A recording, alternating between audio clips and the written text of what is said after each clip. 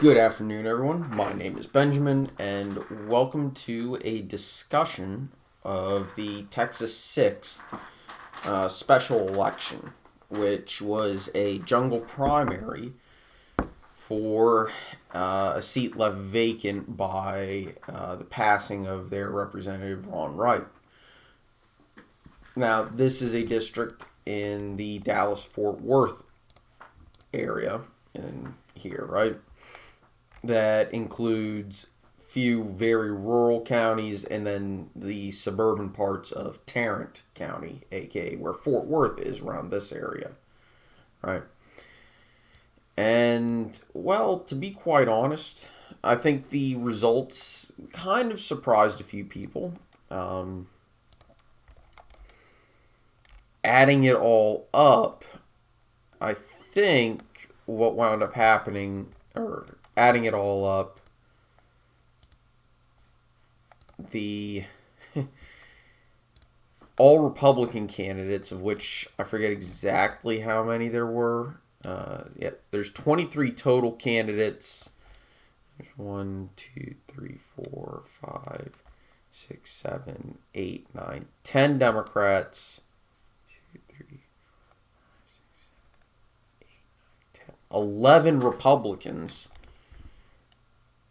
Is someone who is nonpartisan affiliated and a libertarian. Now, people are going to say, well, the reason why the Democrats couldn't win this race or even advance to a runoff, which, by the way, is kind of a bit of a shock that two Republicans have advanced to a runoff, because I think everybody expected Jana Sanchez to advance to the runoff against most likely Susan Wright, the widow of Ron Wright. Sorry. But Jake Elzy managed to edge that one out. I think the reason why some people are shocked about this is because this district, mostly because of the parts of Tarrant County that are included, have been trending very Democratic recently. Trump only won the district by 3%. It's like 51-48 or something like that.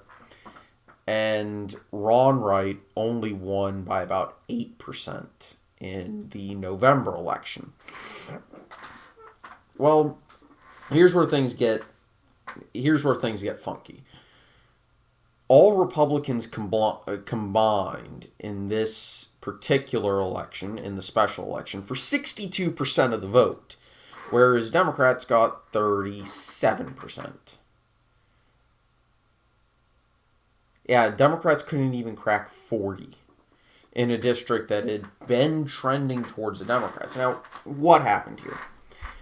And this is kind of what I want to talk about, is how stuff like this happens and what you can use about special elections to figure out what's going to happen moving down the line and in the coming cycle, the coming major cycle, right? Which, of course, for us in this timeline at this present moment is the 2022 midterms. So what happened? Well, we need to start and say this is a special election. Special elections feature significantly reduced turnout. So that's going to hurt both parties. Not really. It's going to hurt people who want more participation in our democratic system. But of the parties, it tends to hurt Democrats more. Sometimes significantly more. And the reason why this is Republican voters tend to be more reliable voters. That means even in special elections on weird days and at any random time and on short notice, they're going to vote. Why is this? Well, Republican voters tend to be older, meaning they have time and money to afford to be able to take time out of the day to vote, even on a weekend. They tend to be whiter. which white people tend to vote more than other demographics. African Americans being an exception, by the way.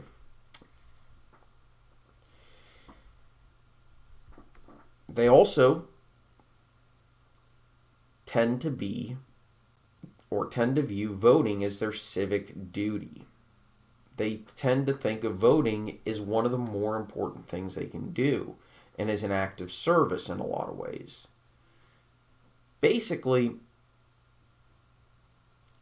Republicans see voting as a moral good, and they see not voting as sinful, if I can use those terms with a straight face.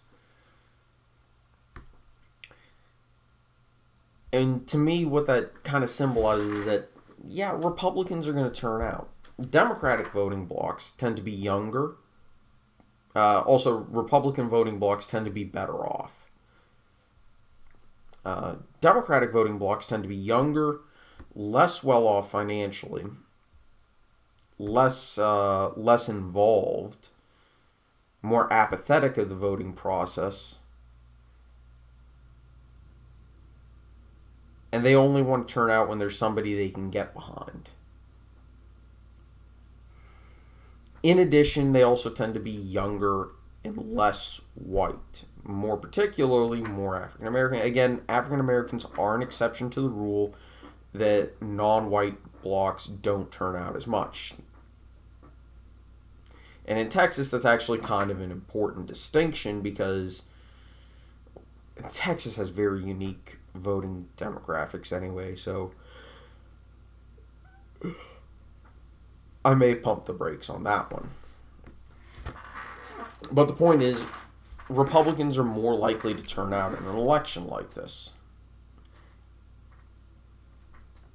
There are, of course, exceptions that deal with the type of cycle it is, as well as who is in the White House. For example, in 2017, 2018, 2019, and 2020, special elections tended to favor the Democrats.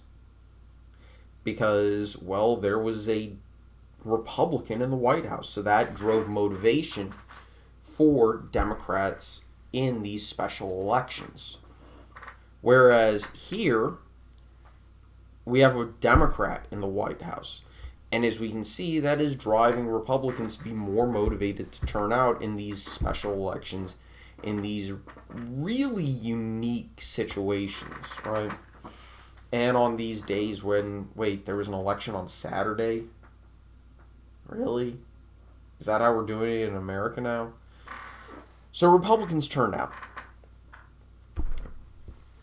But that's still not enough to account for effectively an 11%, I guess a net of 22% swing in favor of the GOP. Because the GOP gained 11, the Democrats lost 11. It's a net of 22.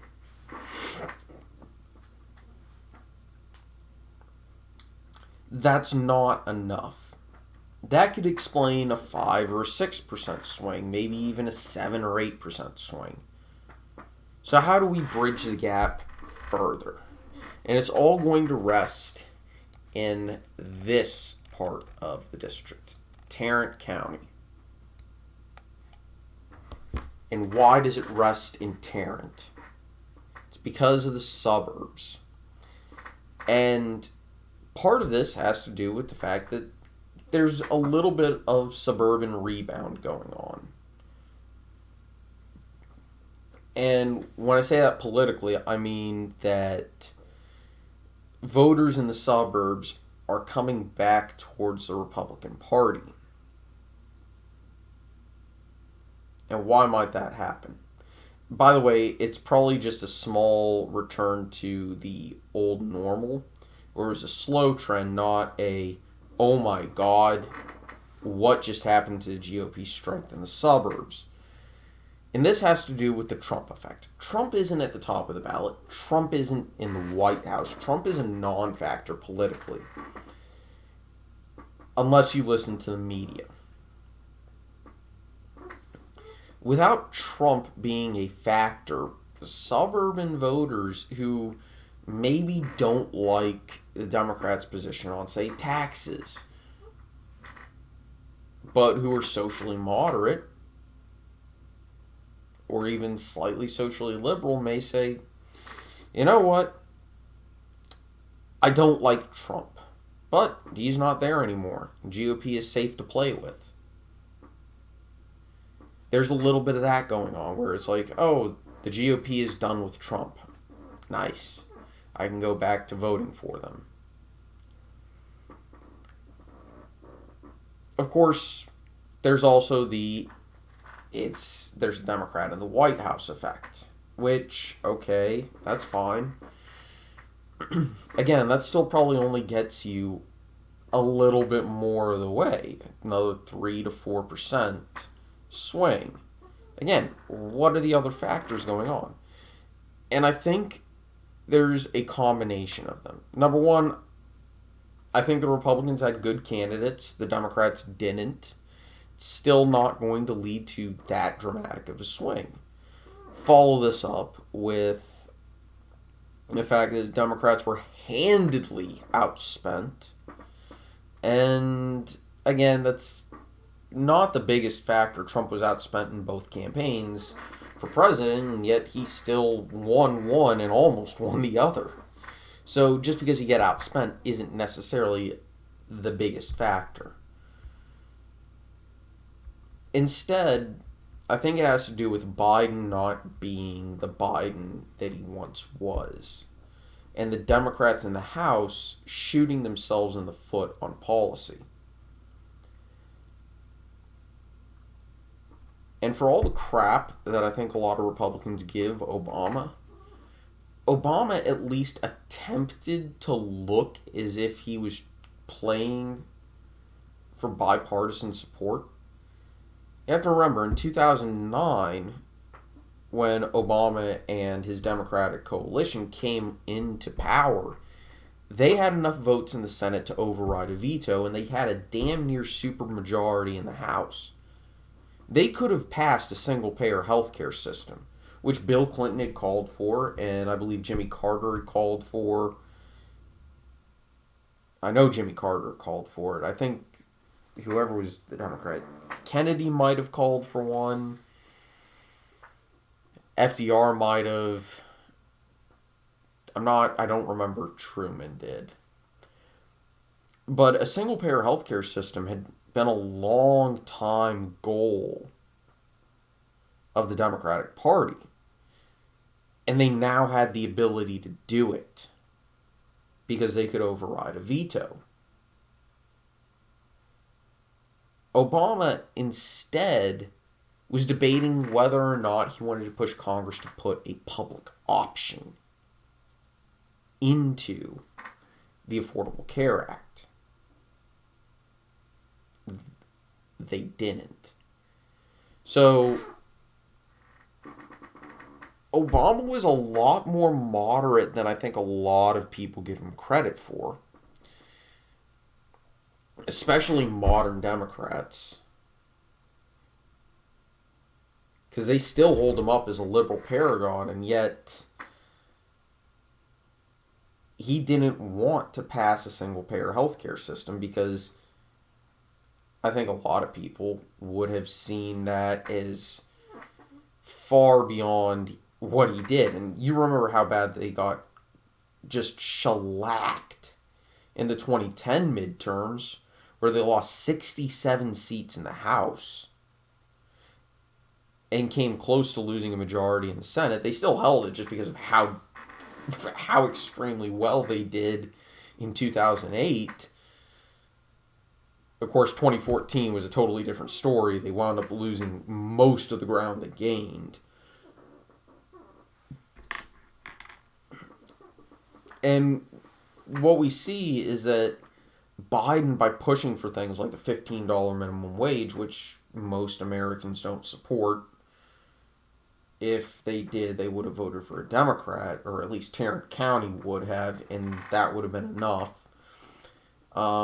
Most Americans don't Especially they didn't support a $15 minimum wage being snuck into the COOF relief package. Hence why I think Kyrsten Sinema voted against it. One of the reasons why she voted against it. Joe Manchin voted against that part because, well, Joe Manchin doesn't agree with it. Of course, Democrats hate Joe Manchin now, go figure. Most Americans aren't going to support things like H.R. 127. They aren't going to support court packing. And before anybody reads me and says, it's not court packing, it's court packing. If you need me to explain why it's court packing, you need to take civics again. And maybe I'll do a video addressing why it's court packing. Because every argument that the Democrats are using to justify it is wrong and flat out idiotic. And that's actually kind of insulting to idiots because idiots are smarter than that. But my point is, most Americans don't support the court packing. Most Americans don't support that $15 minimum wage. Most Americans don't support a lot of the progressive agenda that is being passed by the House of Representatives. If most Americans supported it, then why is it taking so long for it to, number one, get passed? And number two, why is it so difficult for Democrats to get elected in these contestable races?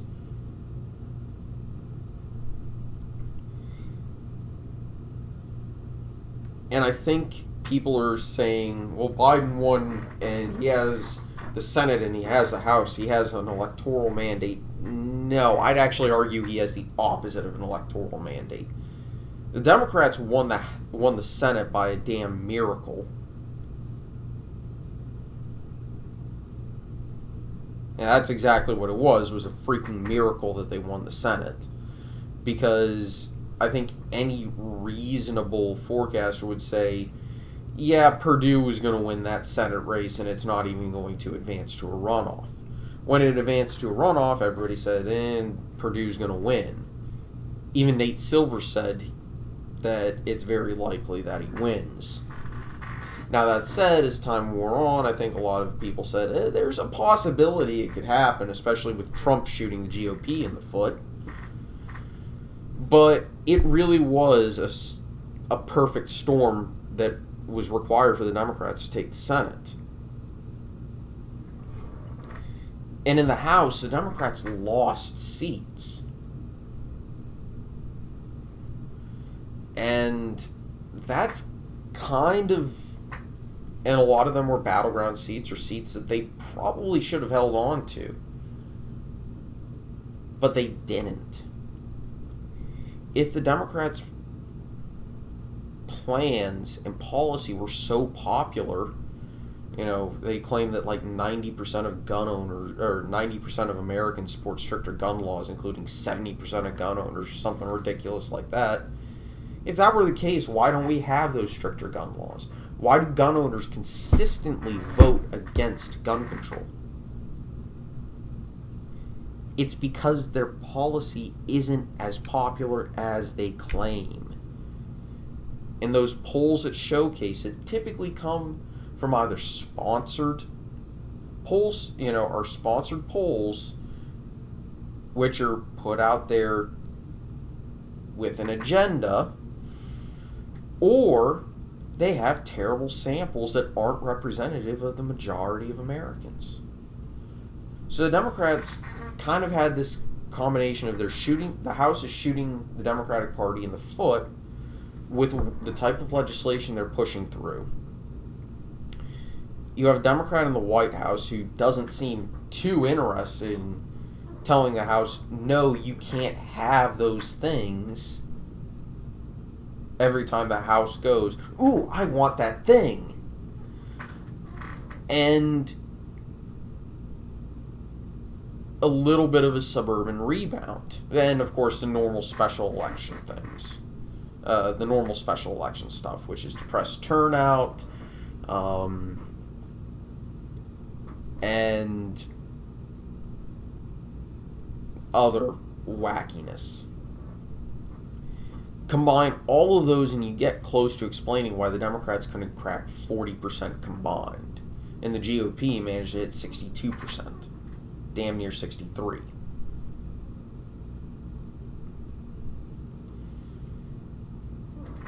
And, of course, what does this mean going forward into the 2022 cycle? Well, the answer is quite simple. Special elections tend to be indicative of the upcoming major cycle. So the special elections this year and in the early part of next year are going to be indicative of how 2022, the actual midterms, are going to go. And if this is anything to go off of, the Republicans are in a very good position, especially in the House. Combine that with redistricting, where I expect Republican states like Texas, in North Carolina, in Georgia, in Florida, to go extremely hard on redistricting to give themselves the most solid advantages possible with opportunities for pickups. You could be looking at a massive pickup for the House, especially if all of these factors combine. And remember, these midterms that are coming up are going to be lower turnout than the general election, which favors the GOP generally speaking. They're actually going to be similar to 2018, maybe the 2014 levels of turnout. And again, both of those are going to favor the GOP simply because of who is going to be turning out. Republicans are going to be extremely motivated to turn out so that they can get a foot in the door in government. They're going to be spending a ton of money on this. And it seems their leadership is dead set on doing so. And their efforts are going to be on turning out their marginal voters, the voters who might not come out. But it's also going to be about persuading middle-of-the-road suburban voters, saying, listen, you may have voted for Biden, but he's gone off the rails.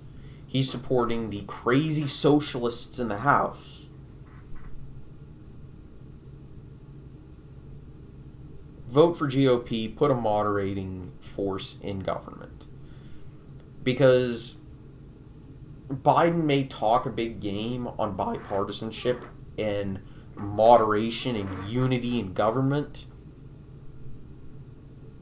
but what policies have been pushed by the Biden administration that your average Republican is going to say, yes, I support that, even though it's coming from a Democrat? The only one people are going to say is the stimulus check, the $1,400 one that got sent out. That's the only time he could even come close to getting bipartisan support for something. And it was still an uphill battle because of all the crap that the Democrats in the House decided to shove into the bill that had nothing to do with pandemic relief.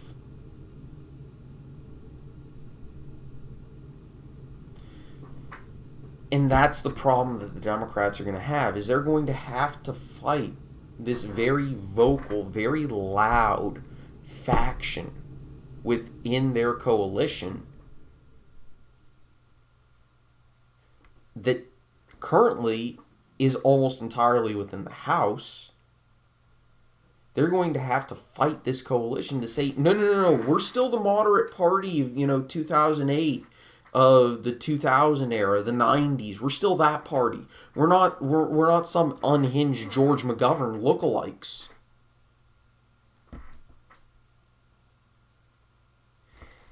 And I don't think they're going to be able to do it, because if there's one thing we learned from 2010 and 2014, it's that the Republicans are really good at being an opposition party. Anyway, I'm going to end it here. If you like the content, a like, a comment, and a subscription is greatly appreciated. And I want to thank you all for doing so and continuing to do so.